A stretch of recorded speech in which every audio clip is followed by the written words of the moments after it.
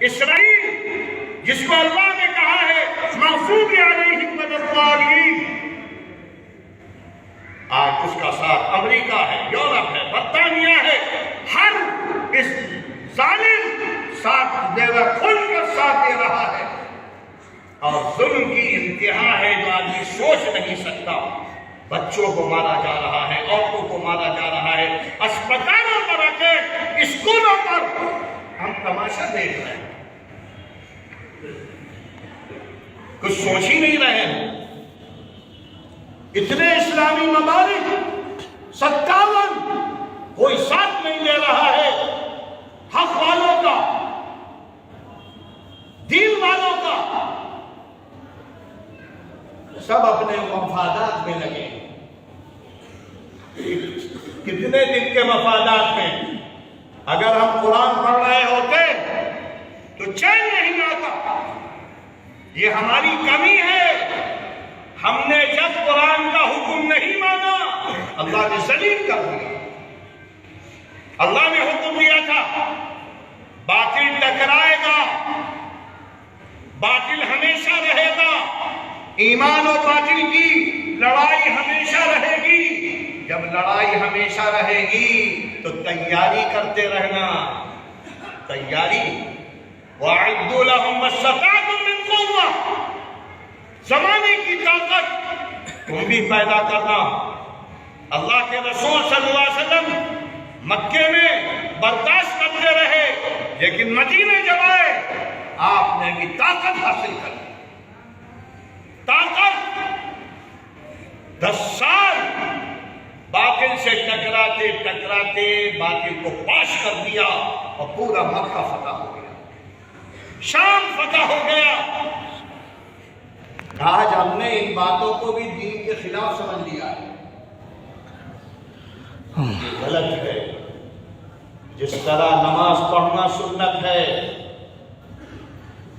عبادت سنت ہے، اسی طرح گھوڑے پر بیٹھنا بھی سنت ہے، ہاتھ میں تلوار لینا بھی سنت ہے۔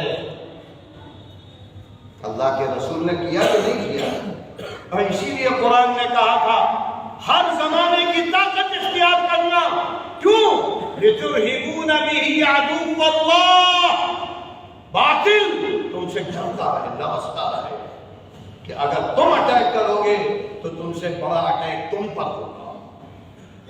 اسی لیے اللہ نے فرمایا سورہ آل عمران میں، یہود، نصارہ، سورہ بقرہ میں، کہ یہ باطل، یہ شیطان ہمیشہ رہیں گے۔ اس لیے سب سے افضل اور کامیاب کون ہے؟ جس کے اندر 4 صفات پیدا ہو جائیں۔ یا ایھا الذین آمنوا اصبروا وصابروا ورابطوا واتقوا اللہ۔ اے ایمان والو، صبر کرو۔ صبر کا مطلب برداشت کرتے رہو، اور صبر کہتے ہیں برائیوں سے رکنا، اچھائیوں کو کرتے رہنا، برائیوں سے رکنا، اچھائیوں کو کرنا، مصیبتوں کو برداشت کرنا۔ دوسرا حکم وصابروا، جب دشمنوں سے مقابلہ ہو تو ڈٹ کر مقابلہ کرنا، ان کی گردنوں کو ختم کر دینا۔ اور آج اگر یہ عمل کوئی کر رہا ہے تو مجاہدین اسلام ہیں، غزہ کے مجاہدین، حماس کے مجاہدین، جو اپنی جانوں کو، خاندانوں کو، گھروں کو صرف بیت المقدس کی آزادی کے لیے، اسلام کی سربلندی کے لیے سب کچھ لٹا رہے ہیں، سب کچھ لٹا رہے ہیں۔ تو وصابروا، باطل سے ڈرنا نہیں۔ اگر ایمان ہے تو ایک نہ ایک دن باطل کو شکست ہو کر آئے۔ اور تیسری چیز ورابطوا، رباط کہتے ہیں اسلامی جو نظام ہے، اسلامی حکومت ہے، اس کی چھاؤنی پر جمے رہنا، ڈٹے رہنا، اسلام کے قلعوں کو گرنے نہ دینا۔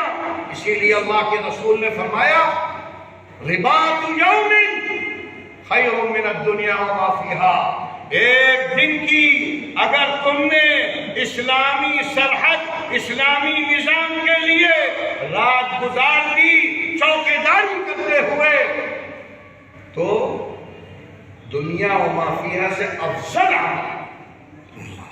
یہ حدیثیں کیوں نہیں پڑھتے ہیں؟ بخاری کی مسلم کی صحاح کی روایتیں ہیں.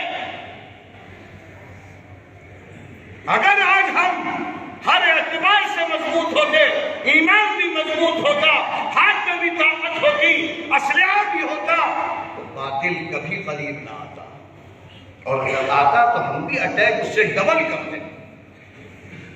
یہ ہم نہیں سمجھ رہے ہیں. قرآن سے دوری کی وجہ سے، احادیث سے دوری کی وجہ سے، نبی پاک کی سیرت. کتنے لوگ ہیں وہ کہتے ہیں کہ ہم مکی زندگی میں رہنا چاہتے ہیں. ارے مال کھاتے رہو گے بس، مدنی زندگی کیوں نہیں اچھی لگتی؟ ان پاگلوں سے پوچھو مدنی زندگی کیوں نہیں نمونہ ہے؟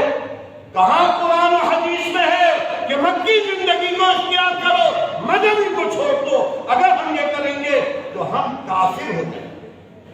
آدھے کو مانو گے؟ افتؤمنون ببعض الکتاب وتکفرون ببعض. قرآن کے بعض حصوں کو مانو گے، بعض کو نہیں مانو گے. پورے دین کو ماننا پڑے گا، پوری شریعت کو ماننا پڑے گا، پورے قرآن کو ماننا پڑے گا، اور نبی پاک صلی اللہ علیہ وسلم کی پوری زندگی نمونہ ہے، ایک ایک عمل نمونہ ہے. لہذا صبر بھی کرنا ہے، مقابلہ بھی کرنا ہے، اور تیاری بھی کرنی ہے. اور یہ سب کیوں کرنا ہے؟ تقوی کے، اللہ کے. آخر میں اللہ نے کہا یہ سارے کام اللہ کے لیے کرنا. تو من جاہد لتکون کلمۃ اللہ ہی العلیٰ فہو فی سبیل اللہ. جو اللہ کے لیے گردن کٹا دے اس سے زیادہ افضل کوئی نہیں. لعلکم تفلحون. اگر یہ کام کرو گے تو کامیابی تمہارے سامنے ہے. دنیا میں عزت، دنیا میں سربلندی اور اسلام کا غلبہ، اور آخرت کی